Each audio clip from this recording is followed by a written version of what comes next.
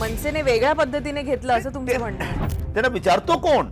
एक बैलला जेव्हा तुम्ही लाल कपडा दाखवता ना, तो बैल कसा एकदम भडकतो, तसं माझ्या नावाने ते भडकतात.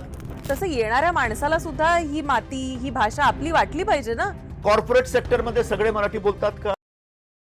बँक ऑफ महाराष्ट्राच्या ब्रांच मध्ये जाऊन बघा तुम्ही, सगळे मराठी बोलतात का? महाराष्ट्रात मराठी भाषाचा सन्मान झालाच पाहिजे.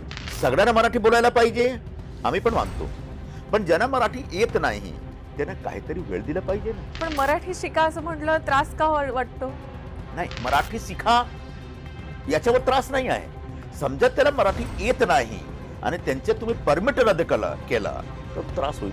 खरंच जर उत्तर भारतीय जर नाही आले तर मुंबई खरंच बंद पडणार असं वाटतं का तुम्हाला? असं होत नाही. कोणाच्या बगैर कोणाच्या काम थांबत नाही.